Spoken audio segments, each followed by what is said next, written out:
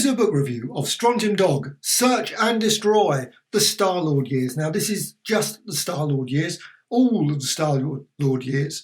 The issues of Starlord went back like issue 22, but also included a couple of annuals as well. And they include the annuals in here, as well as the Starlord Summer Special. I love summer specials, good old summer specials. Now this is by John Wagner and Carlos Ezquerra. Most of the art is by Carlos Ezquerra. I must admit, I love Carlos Ezquerra's art. The other artists are fine, there's nothing wrong, but they're just not as good. I think Strontium Dog, definitely by Carlos Ezquerra. Now this is by Rebellion. This is a hardback, about 145 pages. It's really nice they've done it hardback. Would have been, if it had been just paperback, I mean, it still would have been good, but it's just nice, makes it more special, I think. So, but this is part of their 2000 AD range. Now, earlier Strontium Dog stories had great impact upon readers, make a standout strip in Starlord. Then, of course, went over into 2000 AD and continued on from that. There's no 2000 AD stories in here.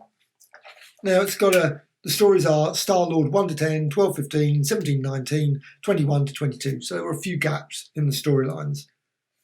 All the stories are included, but just they didn't have them each and every week. Also, there's some annuals. They're okay. And also the special as well, Starlord Summer Special.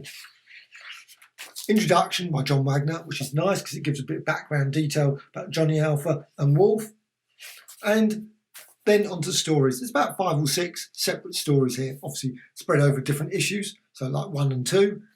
Now, weirdly, it's got I love the fact it's got up here, it's got the writer and the artist, obviously Carlos Ezquerra, but the writer says John Wagner. Over here it says TB Groover. Now, maybe TB Groover or Grover. Maybe John Wagner. I don't know. I guess that was the case. The first story is great. Actually, all the stories are great. I loved every single one of the stories. I think the artwork is brilliant. I love Johnny Alpha's use of weapons. He's got some lovely sort of time weapons. He's got various blaster features that he can use. He can bring back the dead kind of thing. There's a whole heap of things he can do to aid him in his search for bounty. Though I must admit, never seems to particularly want the bounty once he gets it, so which is slightly odd. Love the character of Gronk, good old Gronk. That's a great character. It meets up some great villains as well. You got this like two-faced villain, you got a brain villain, demon creature that's so there's a right mix of different stories. Also, there's a lovely one here with a robot, a computer that runs this entire world.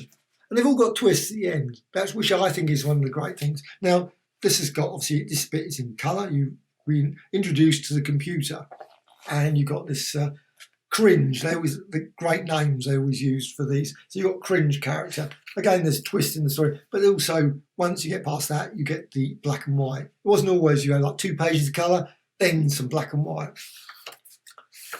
That's great. So then the story where this two-faced guy is a really good story. I love the family story as well. It's really nice to see Sis, the husband, all his family, which is great. Strontium. Now this bit's quite unusual. The colour here. Now, I was going to say, which is odd because why was that the case? You got,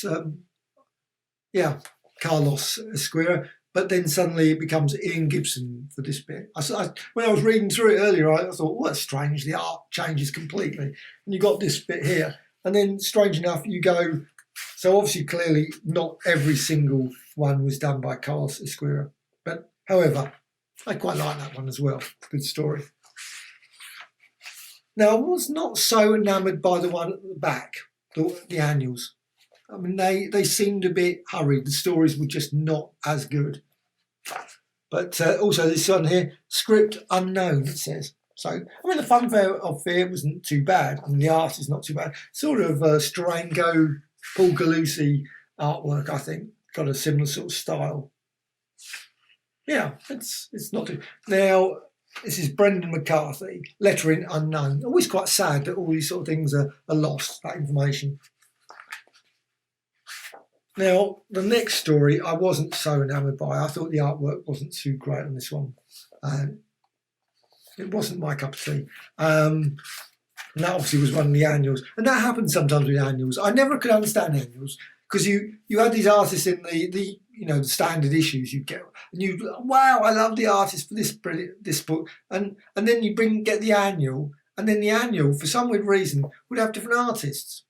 Why didn't the normal artists do the annuals as well? It made no sense to me then, and even now, to be honest.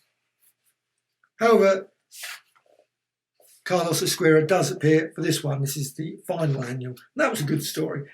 However, let's see, doesn't fit. I was going to doesn't seem to got no credits for that one, which is odd. Then the Summer Special, which goes back to Brendan McCarthy again, the artwork.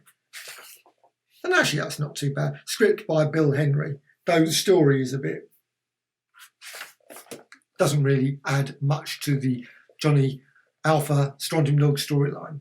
And that's it.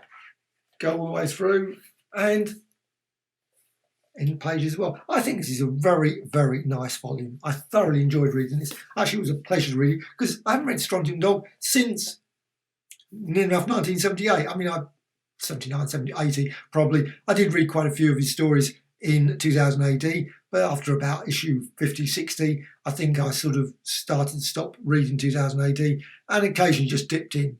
So it's really nice to read these old stories again, and it's just great they've collected in such a lovely volume as this. So Strontium Dog, Search and Destroy, yet another brilliant book from Rebellion. And may they bring out many, many, many more volumes of obviously Strontium Dog, but also, of course, all from many other UK comics, British comics.